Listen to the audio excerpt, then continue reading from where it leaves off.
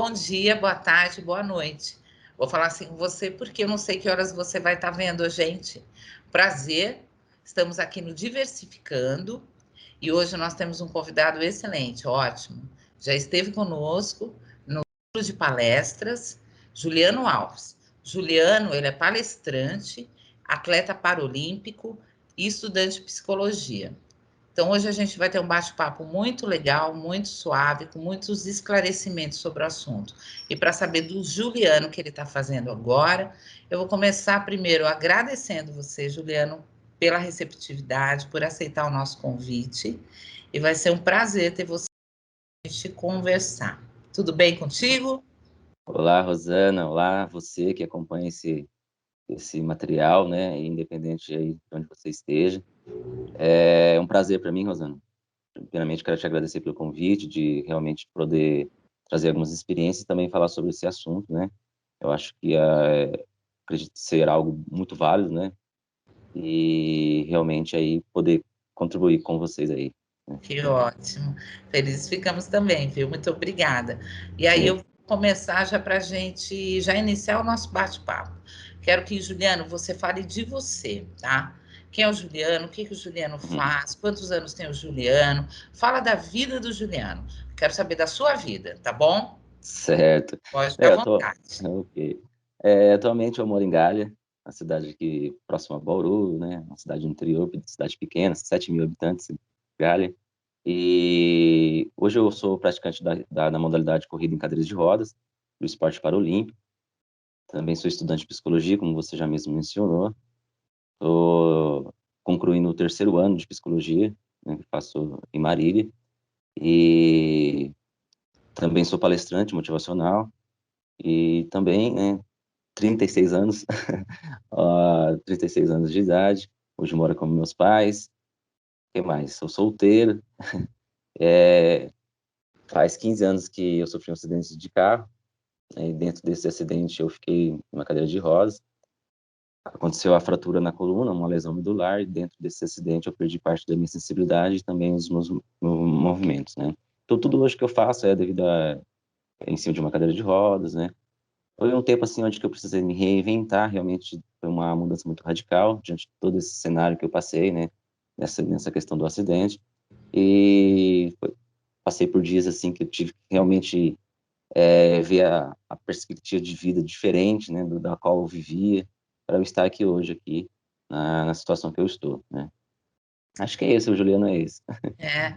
Falando do seu acidente, com quantos anos que ocorreu? E a partir desse acidente, como é que você passou a olhar para esse lado do teu esporte paralímpico? Como é que iniciou toda essa jornada no esporte?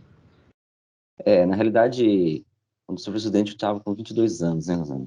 E a partir desse momento muitas perguntas, muitas dúvidas surgem na nossa cabeça. E agora, né? O que vai acontecer? O que eu vou fazer? O que eu vou fazer?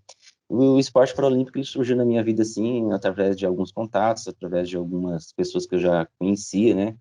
E eles praticavam também a modalidade do esporte adaptado, né? Não especificamente hoje a modalidade que eu faço, que é a corrida em cadeira de rodas, mas eram atletas com deficiência também.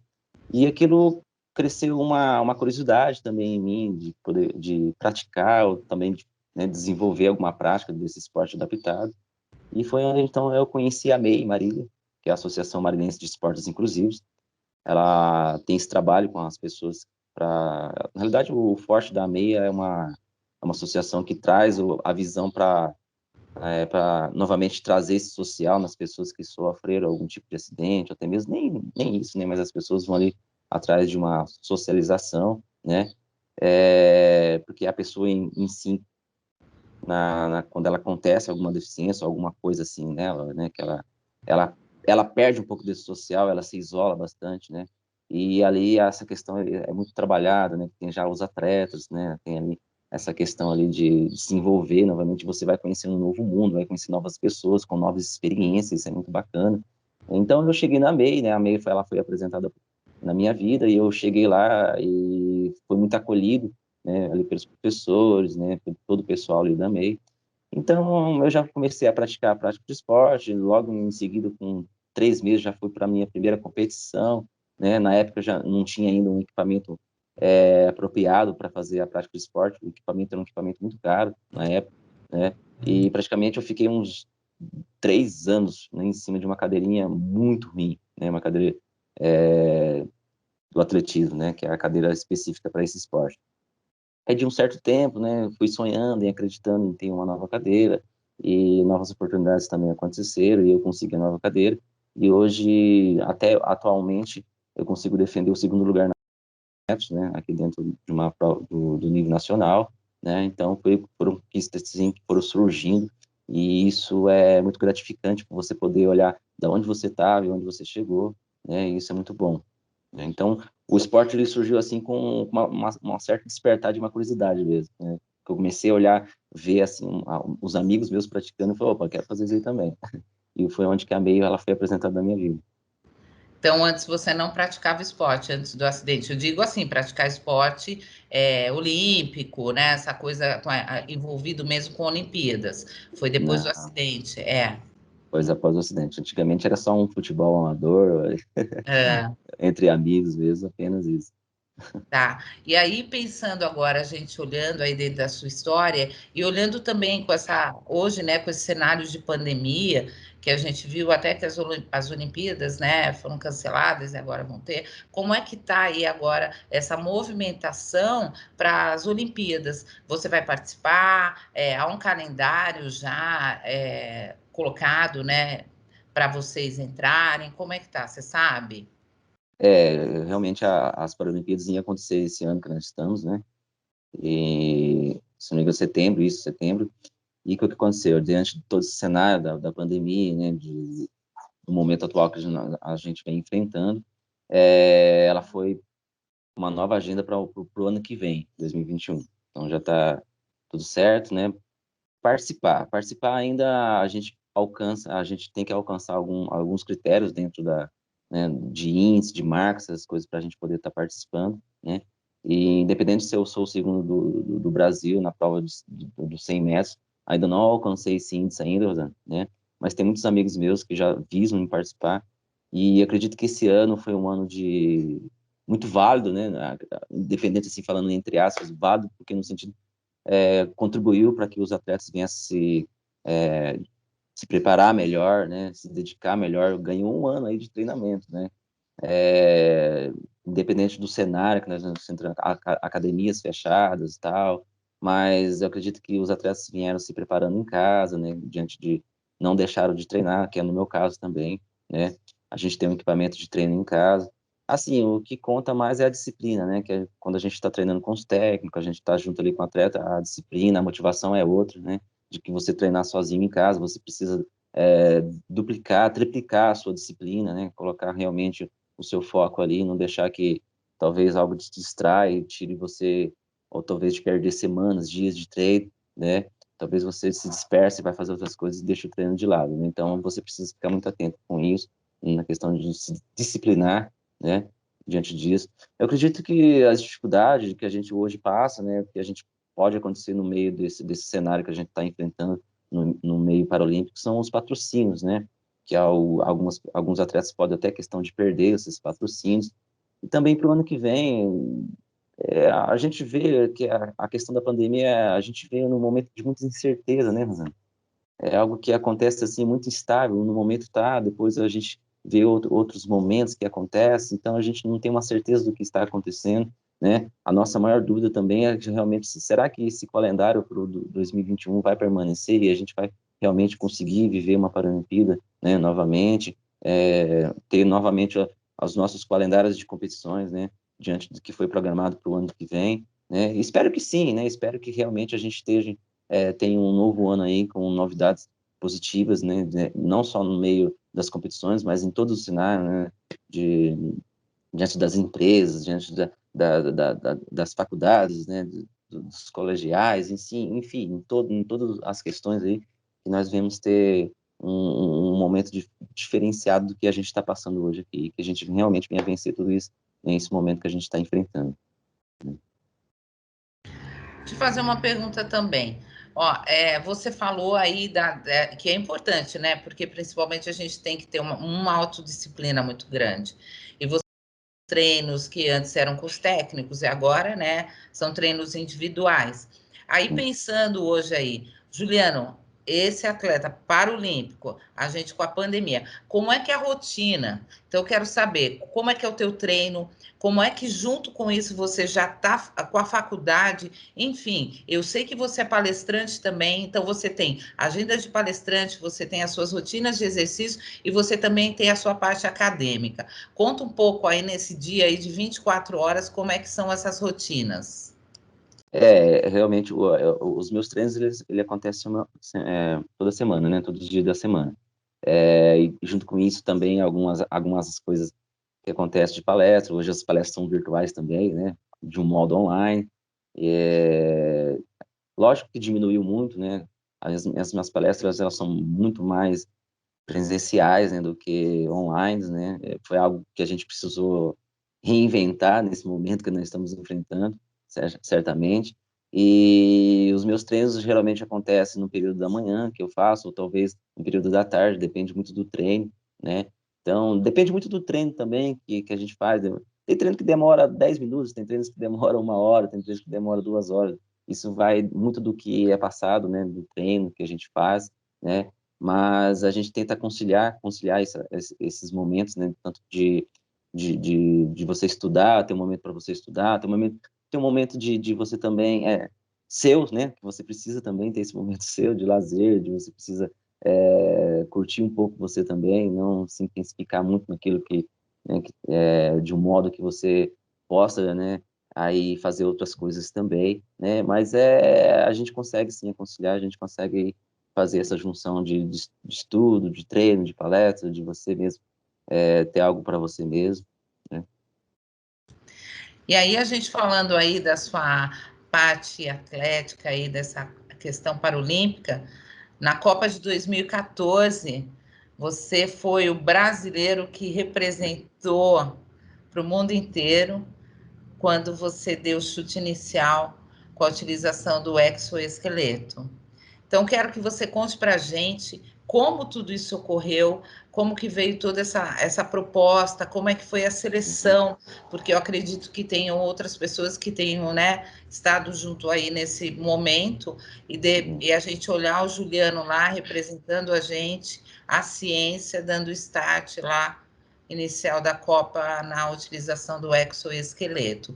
E junto com isso também, eu quero que você depois me fale se você tem acompanhado os progressos, né, os avanços do exoesqueleto, como é que está essa parte da ciência. Uhum. Rosana, falar desse projeto, né, da Copa do Mundo de 2014, que foi o exoesqueleto na abertura da Copa, para mim algo muito gratificante, né, algo assim. Quando as pessoas perguntam, Juliano, antecipadamente falando, né, Juliano, o que foi para você? Pô, meu, para mim acho que é uma mistura de sensações, de emoções, né, de prazer ali estar naquele momento ali de você ser o escolhido, porque quando eu falo isso, uma mistura de sensações, de muitas coisas, porque eu desejei muito estar ali, sabe? Eu desejei muito que eu fosse a pessoa escolhida. Porque como começou, né? Como eu falei, eu moro em Galha. Galha, o projeto aconteceu em São Paulo. Galha, São Paulo, Rosana, são 400 quilômetros, sabe? E a gente passou por treinamentos ali muito intensos, sabe? Treinamentos cansativos. Cansativos, assim, de um modo que eu tô falando, porque eu tinha que viajar esses 400 quilômetros. Eu tinha que sair daqui madrugada para chegar em São Paulo às 8 horas da manhã, e quando eu saí de São Paulo, praticamente já era 6 horas da tarde. Eu chegava aqui 1, 2 horas, dependendo se a viagem fosse mais tranquila, umas 3 horas da manhã, né? E eu deveria estar lá muito constante, assim, tipo, 3 vezes por semana, né? Até pensei muitas vezes em desistir, porque estava muito cansativo, não conseguia acompanhar os meus amigos, né, ali dentro do projeto.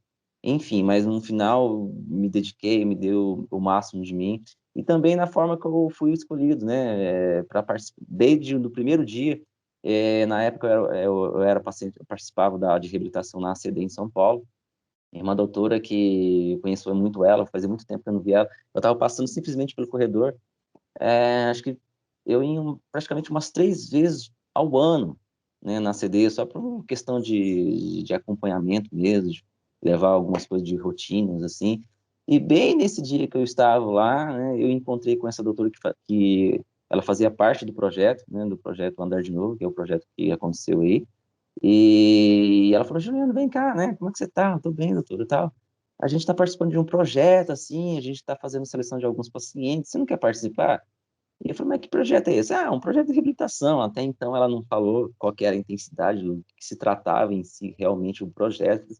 Ah, doutora, será, né? Não. Então, você, vocês vão participar? Eu falei, ah, vai, eu vou participar, então, né? Aí fui, e comecei aí dentro quando eu cheguei lá, eu já vi um cenário totalmente diferente do que eu estava acostumado, um cenário de pesquisa. Pô, meu, o que que é isso aqui? Era coisas de outro mundo que eu, pô, o que que é isso? É, então, Juliana, é um projeto de pesquisa, tal, acontecendo tal coisa. E a gente ainda não sabia que se tratava que a gente ia fazer, participar da abertura da Copa do Mundo, só bem à frente que a gente foi saber, né? E aí, então, começou os treinamentos, eram treinamentos intensos, né?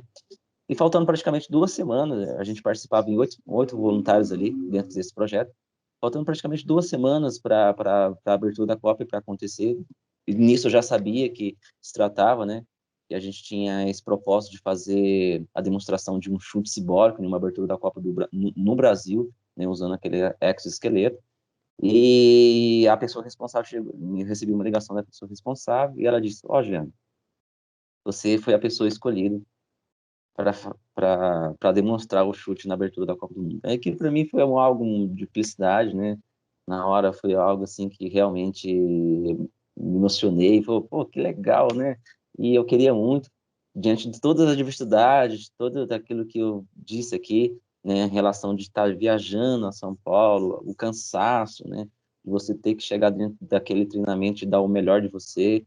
E foi algo muito bacana, foi algo muito legal. Até que no dia, então, é, dia 12 de julho ali de 2014, né, na abertura de um cenário brasileiro ali, a gente vai e consegue fazer a demonstração com muito orgulho e com muito êxito, né? Que é dar aquele chute simbólico ali, que realmente foi um marco para a ciência, um marco que realmente a pessoa responsável que estava à frente do projeto, que é o Dr. Miguel Nicolés, ele mostra o propósito, né, da ciência em si, nesse questão de você mostrar a ciência a favor da pessoa com lesão medular, e não só a pessoa com lesão medular, eles têm outros projetos também, né? Aí você fala em questão da como que está o projeto hoje.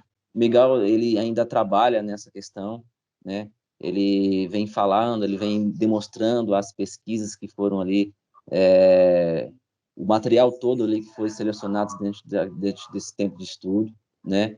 E quando fala assim em resultados, né, Rosana? Talvez os resultados não sejam significativos para as pessoas, né, que já têm a sua vida, mas para nós ali, né, quando eu falo a sua vida, a pessoa que não tem algum tipo de deficiência ou que precisa, né, mas para a gente ali, para toda a equipe do projeto, para nós mesmos ali, pacientes, os resultados foram muito significativos, né? Você, em 3 anos de projeto, de pesquisas ali, que a gente foi ali, você ter uma você ter uma devolutiva no seu corpo de questão de sensibilidade, em questão de alguns reflexos motores, né? Algo que a reabilitação convencional não te trouxe. Não desmerecendo, né, a reabilitação convencional, mas lógico que nós estamos ali, o papel importante que a reabilitação convencional nos preparou muito para estar ali, né, usufruindo de todo aquele projeto, sabe? Mas eu acredito que foi algo de muito válido, né, do que o projeto trouxe. Enfim, hoje o projeto ele parou com a questão dos pacientes, né? Eles estão em cima, estudando em cima ali dos resultados que foram ali, que a devolutiva que os pacientes deram ali dentro do projeto, né? E acredito que o Miguel Nicoleles, né? O projeto em si, ele tem, se eu não me engano, 13, 15 anos, né?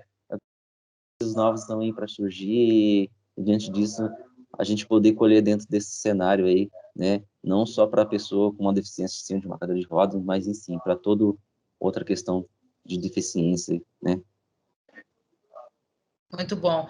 E eu não me recordo bem agora, Então, também não quero falhar. Um dia eu vi uma reportagem, mas eu acho que, eu não lembro se era da USP, mas eu não lembro se era em São Carlos, mostrando também todo esse trabalho mesmo da ciência, com os avanços mesmo que eles estão fazendo, pensando nas pessoas com deficiência. E tem acontecido coisas maravilhosas. Então, assim, já fico muito feliz de saber, né, da evolução do Sim. projeto, porque realmente o país ele não vai evoluir, não evolui se não tiver pesquisa, isso é fato.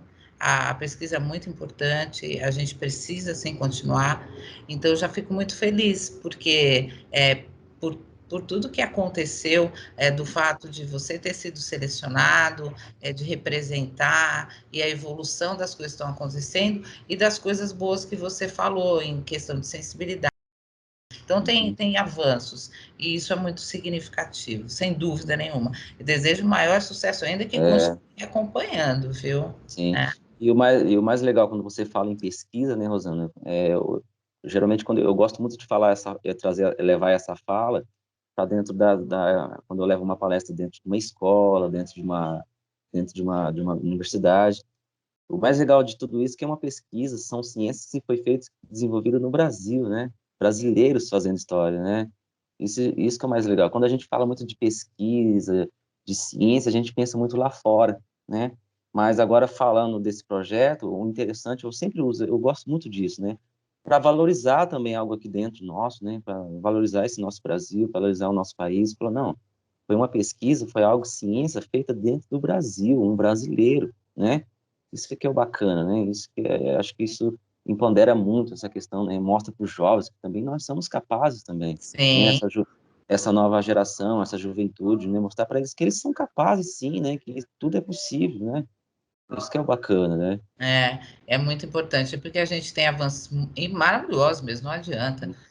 A gente tem universidades aí que tem um trabalho muito sério voltado para isso. Então, assim, é muito significativo e é importante a gente falar mesmo, Sim, porque é sim. como você falou mesmo, feito no Brasil. Então, assim, por brasileiros, Por estudantes base. brasileiros, professores brasileiros. Então, assim, a gente tem mais a que falar mesmo, porque Sim. realmente a gente tem todo um propósito mesmo de nação, né? Enfim, de cidadania mesmo, que precisa sempre ser muito valorizado. Uhum. Deixa eu te perguntar uma coisa importante. Pensando hoje no Juliano, quando ele fala do esporte, e hoje o Juliano também, o estudante, a gente pensando aí, quando a gente vai conversar um pouco de acessibilidade, como é que você vê a acessibilidade na sua cidade, na cidade onde você estuda, como é que você olha? Por que a pergunta? Porque a gente olha hoje um dado do IBGE que coloca, né, 45 milhões de Uhum. pessoas com deficiência. E esse número é um número crescente, Sim. até porque tem muitas pessoas que são vítimas de acidentes, né? Acidentes de carro, acidentes de moto, acidentes em piscina, que também tem um número muito grande. Uhum. E aí a gente olha pensando por nesse cenário, e você que vive tudo isso, para você se locomover, eu quero que você me fale um pouco como é que você vê a acessibilidade, nem vou dizer de uma forma geral no país, mas dentro da sua cidade, dos lugares que você precisa, quais são os avanços, como é que a gente está em relação a isso? Essa questão de acessibilidade é uma coisa muito complexa, né, Rosane? Quando se fala do direito de ir e vir, né, da pessoa com deficiência, olhando para um cenário bem amplo, né, falando questão do visual, né, da pessoa com alguma deficiência física, o intelectual, né, mas olhando para todas essas áreas será que realmente esses lugares estão preparados para receber, né, esse público, né, essa população, né? Porque automaticamente quando acontece algo na vida da pessoa, né, ou ela nasce, ela vai querendo se inserir, né, dentro de uma sociedade, os lugares começam a realmente isolar essas pessoas, né, a não, né, falar não, não, não acolher essas pessoas. Realmente é um momento que as pessoas elas se sentem talvez constrangidas, né. Eu mesmo na época eu sentia muito constrangido, sabe. Tinha lugares que eu não tinha acessibilidade, hoje eu não ligo mais, né, mas assim, porque eu já desenvolvi isso em mim, né, mas de início, quando a gente cai dentro dessa realidade, que é hoje que você pô, foi uma mudança muito radical na minha vida. Agora eu vou lá fora de uma nova maneira, né? Dependendo de uma cadeira de rodas, e você chega e aquele lugar não está preparado para te receber. Pô, eu automaticamente não vou querer voltar naquele lugar, né? Para me restringir de alguma coisa, né? De alguma, sei lá, né? Algo que me constrange. Então, eu vejo que realmente essa questão de acessibilidade, ela tem muito que ainda a ser melhorada, sabe, Zé? Porque a gente fala em leis, né? Leis de acessibilidade, os padrões de acessibilidade, normas que regulam essas questões de órgãos, né? Que regulam essa questão de acessibilidade. Mas e aí? Né? Será que realmente aquilo que foi feito está acessível, né? Quando a gente fala em políticas públicas, né, para realmente desenvolver algum projeto que vai inserir essas pessoas novamente no mercado de trabalho ou diante de um social, né? Mas quem são as pessoas que estão dando fala, né, para isso, né? Mas a pessoa que está no lugar de fala é uma pessoa que não tem algum tipo de deficiência. Então, eu acho que é muito importante. Eu vi esse ano, eu comecei a olhar, ou talvez não foi uma observação minha atual, né? Eu observei que esse ano teve muitas pessoas com deficiência que se inseriram no meio político, né? Eu achei isso muito válido, achei muito importante, sabe, Rosana? A pessoa com deficiência tem um lugar dentro da política porque ela vai ter fala, ela vai ter um momento que, né, ela vai reconhecer as necessidades de uma pessoa com deficiência, ela vai poder realmente elaborar um projeto com que uma pessoa que vai viver, que tem experiência em relação a isso, né? Em relação que vai poder, pô, eu vivi isso, né? Então é assim, tal, tal, falando de um algo bem claro, né? Então, eu acho muito importante essas pessoas ter essa fala, ter esse lugar de fala, né? Mas, e aí? Um projeto de acessibilidade foi desenvolvido, saiu aí um projeto de acessibilidade. Mas e aí? Será que essa pessoa realmente ela sente na pele, né? Ela viveu aquilo ali? Porque o que eu vejo é isso, Rosana. É, as, a, as adaptações que faz, os lugares acessíveis, muitas vezes não está acessível, não está um padrão, mas é um padrão para quem? Né? Para quem fez, né? Mas talvez a pessoa fez, talvez não falando, mas talvez sem conhecimento do que realmente aquela pessoa precisa, né? Tanto o deficiente, o visual, o intelectual, né? Em si, né? Então, eu acho que é uma jornada ainda que tem muito a acontecer ainda em relação a isso, sabe? Porque às vezes quando a gente fala, que foi bem colocado o que você disse, e é muito importante, porque mesmo para o deficiente visual, com a sinalização, tem sinalização Uhum, sonora para ele? uhum. Para o deficiente auditivo, tem sinalização visual para ele? Não tem. Então, assim, como você falou, a representatividade, né, dentro Isso. agora com os vereadores, e que ontem a gente até fazendo, né, um webinar, até falando do público LGBTQI+, que até foi colocado que agora vereadoras trans, né, entraram também. Então, assim, é importante essa representatividade, porque é como você falou, né, tem a lei do estatuto, né? Acessibilidade para as pessoas com deficiências, mas quem que fez? A pessoa que realmente necessita, que está ali no dia a dia para olhar de fato. Então, assim, fico feliz também, como fiquei ontem, agora de você falar também. Que entraram vereadores, ou vereadora, né? Não sei, aí a gente vai usar uma linguagem aí neutra, É, e de pessoas de fato que podem dar esse lugar, essa fala sim, mesmo, sim, para de sim, fato fazer coisas que vão realmente ajudar e auxiliar as pessoas, né? Porque esse direito sim, de ir e vir, ele é uma coisa que é, é da vida, da sim, do sim. Brasil, é do mundo inteiro. É direito. É, E fica sim, muito limitado, né? Quando você vê que isso não ocorre, não acontece, né? E aí é, você olha e fala assim, o que que é? Má gestão? Falta de vontade? Então, quem é que está lá? Quem é que tem que ter uhum, alguém mesmo para, de fato, fazer a coisa sair do papel e a coisa acontecer, né? sim, até hoje existe leis aí na questão do transporte público, né, de sempre ter acessibilidade para a pessoa, né, enfim, com uma pessoa com deficiência, e elas têm um prazo para entrar dentro das normas, dentro dos padrões. Mas essa lei deve ter sido criada aí 2000, se eu não me engano, leis antigas. O que você vê hoje são transportes preparados para uma pessoa com deficiência. Então, quais são os órgãos que realmente estão fiscalizando, estão batendo em cima? O que que acontece, né? Por que ainda hoje, no ano de, né, 2020, se é uma lei muito antiga, ainda existe essa questão, né? Empresas que ainda andam fora de normas, né? Não sei. Muitas das vezes a gente pensa, mas vocês querem privilégio. Não, não é privilégio, mas sim uma necessidade, né? Uma necessidade como uma pessoa normal, como vocês precisam, como nós precisamos, enfim, acho que é um modo geral, né? Acho que ninguém quer privilégio, a gente quer algo que realmente é uma necessidade nossa, né? Algo que nós precisamos, né? Não é essa questão, né? E é difícil ainda a gente pensar que precisa ter toda essa discussão em volta, né? Quando na realidade teria que ser para todos, né? Para E aí todos. você pensa, para todos, porque realmente não se trata de nenhum tipo de privilégio. Então, Sim. tanto é que a gente tem conversado muito, e ontem, até no webinar que a gente falou, eu acredito, né? Numa fala da Jamila Ribeiro, Uhum. que ela teve até no Roda Viva, e como uma mulher negra, e ela falou uma coisa que eu achei muito interessante, que ela fala que a empatia, ela acredita que a empatia é uma construção intelectual. Então, às vezes, quando a pessoa tem um viés inconsciente, onde ela esconde um tipo de preconceito ou nem sabe que ela tem, ao invés dela já começar a se manifestar ou fazer um julgamento, ela primeiro tentar entender, compreender do ponto de vista do outro, né? E a partir daquele momento que você passa a olhar o outro, entender o que ele falou, aí você passa a estudar mais sobre o assunto.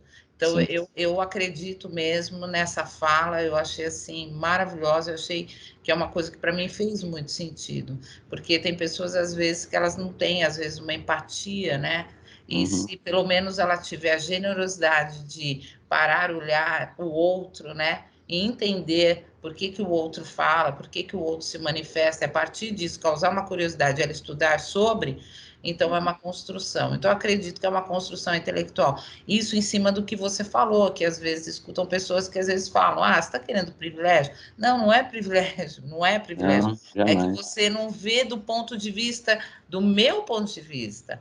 Então, né? Então, a partir disso, mas é aquela tua história, é o falar, né? Tem que se manifestar, tem que falar, Sim, já que para a coisa acontecer, né? Tem que é. ser assim.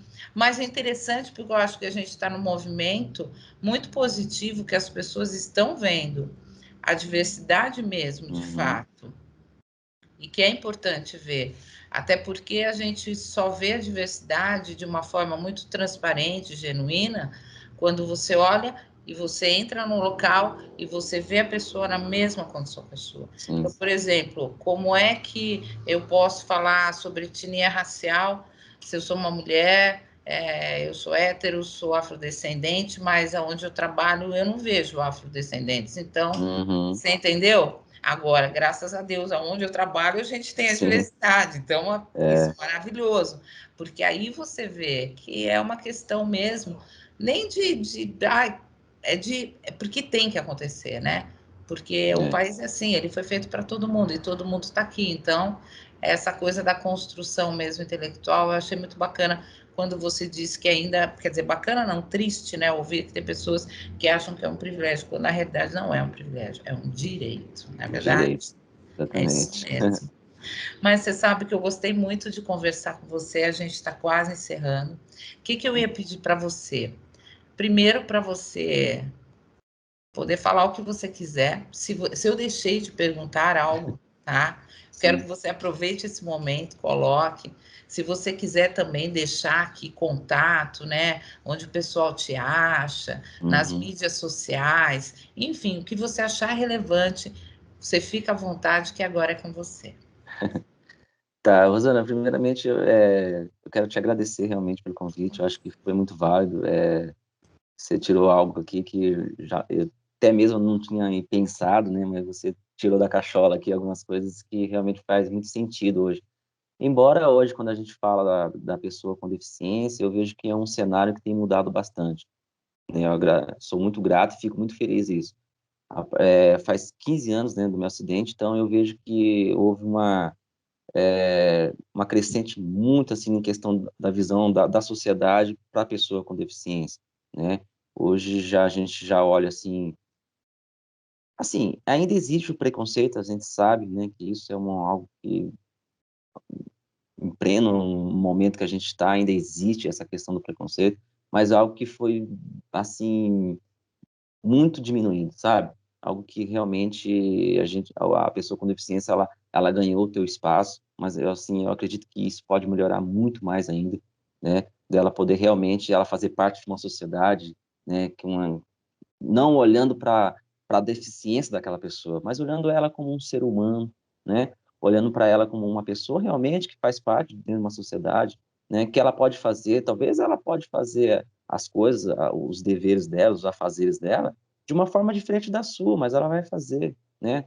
Na capacidade, no momento dela, ela vai entregar aquilo que ela tem para oferecer, como outra pessoa também que não tem nenhum tipo de deficiência, ela também oferece na maneira dela, e a gente tem que respeitar, porque cada um tem a sua história de vida, né? Cada um tem a sua personalidade, né? Então, acredito que quando você falou em empatia, né, eu acho que a gente precisa realmente ter essa empatia, se colocar no lugar do outro, né, olhar mais para isso, né, mas não tirar de nós mesmos esse olhar de julgamento, né, de querer julgar as pessoas sem mesmo conhecer essa pessoa, né? Então, eu acredito que nós podemos realmente pensar e refletir nesse momento que nós estamos enfrentando, né? Esse momento também é um momento que nos traz muito para refletir acerca disso, né? Esse momento de pandemia, que a gente está assim, um contato físico, mas que a gente pode realmente pensar, opa, o que a gente deixou de fazer, né? Que a gente deveria fazer mais quando tudo isso passar, quando tudo isso acabar, né? E que realmente essa fala minha, sua, possa aí trazer muitas reflexões para as pessoas que venham acompanhar esse material. Querido, eu só tenho a agradecer você, foi um prazer enorme. Obrigada mais uma vez, em nome da empresa da Pascoaloto. Eu agradeço demais, é muito importante. E pode ter certeza, tá? Que a gente ainda vai continuar mantendo contato. Desejo muito sucesso para você. Obrigado. A hora que retomar tudo aí, né? Quer dizer, a normalidade, que uma hora isso vai passar. Sim, sim. Chegar a época aí das suas Olimpíadas ou da sua participação, vamos estar aqui na torcida, avisa para a gente Pode e a deixar. gente deseja muito sucesso para você aí na tua vida acadêmica, nos seus projetos, nas suas palestras, em tudo que você faz. E a empresa está de portas abertas para você sempre. Foi o maior prazer bater papo contigo, viu? Gratidão, Rosana, toda a equipe aí também. Um forte abraço a todos e sucesso para todo mundo aí. Obrigada, querido. Um beijo, viu? Beijo. Gente, Tchau. agradeço aí para todo mundo. Vocês viram como é bom a gente conversar? Então, me despeço aqui. Rosana, coordenadora da RH aqui da Pascoaloto. Bom dia, boa tarde, boa noite para você.